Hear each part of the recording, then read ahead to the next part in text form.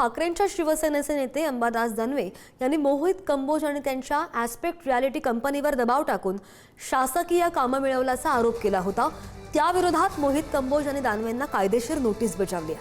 दानवेंचा आरोप उद्धव ठाकरेंचा राजकीय अजेंडा पुढे रेटणारे असल्याचा दावा कंबोज यांनी केलाय।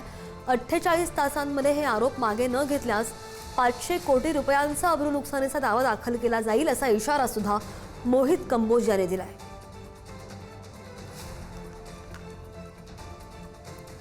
ठाकरेंच्या शिवसेनेचे नेते अंबादास दानवेंनी मोहित कंबोज आणि त्यांच्या ॲस्पेक्ट रियालिटी कंपनीवर दबाव टाकून शासकीय कामं मिळवल्याचा आरोप केला गेला होता आणि या विरोधात मोहित कंबोज यांनी दानवेंना कायदेशीर नोटीस बजावली आहे। या संदर्भात आणखी जाणून घेणार आमचे प्रतिनिधी नंदकिशोर आपल्या सोबत आहेत। नंदकिशोर, एक प्रकरण काय आहे पहिली गोष्ट, आणि मग काय दावे प्रतिदावे आरोप प्रत्यारोप केले जात आहेत?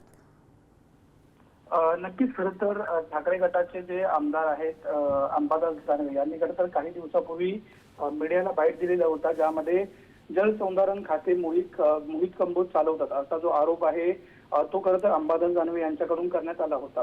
आणि यालाच आक्षेप जो आहे तो कुठेतरी मोहित कंबोज यांनी घेतलेला आपल्याला पाहायला मिळतात। पुढील 48 तासांच्या आत बदनामीकारक विधान जे आहे ते मागे घेत बिनशर्त माफी मागावी असा आरोपींना पुरावे सादर करण्याची नोटीसीतून ही संपूर्ण मागणी जी आहे ती मोहित कंबोज आणि रिलेटेड कंपनी जी आहे त्यांनी केलेली आपल्याला पाहायला मिळतात। अंबादास दानवे यांनी आरोप मागे न घेतल्यास दिवाणी आणि फौजदारी कारवाईसह 500 कोटी रुपयांच्या अब्रू नुकसानीचा दावा जो आहे तो कंबोज यांनी करण्याचा जो इशारा आहे तो देण्यात आलेला आपल्याला पाहायला मिळतात।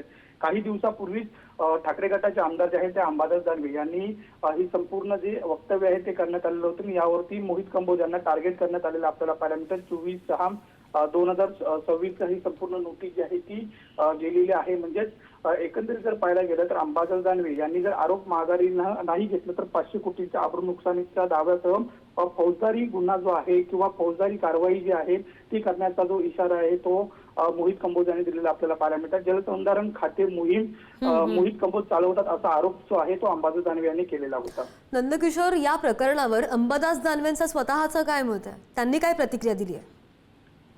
त्यांची अधिकृत प्रतिक्रिया जी आहे ती अद्याप आलेली नाही, मात्र सध्या जी आहे ती नोटीस त्यांना दिलेली आहे। काही दिवसांपूर्वी खरं तर हे संपूर्ण वक्तव्य केलेलं होतं आणि त्यावेळेला कोणतीही प्रतिक्रिया जी आहे ती मोहित कंबोज यांनी दिलेली नव्हती। मात्र त्यांच्यानंतर ही संपूर्ण अब्रू नुकसानीचा दावा जो आहे तशी कायदेशीर नोटीस जी आहे ती कंबोज यांच्याकडून पाठवण्यात आलेली पाहायला मिळते। ठीक आहे, ताजे अपडेट घेत राहू। धन्यवाद दिलेल्या नंदकिशोर सगळ्या माहितीसाठी।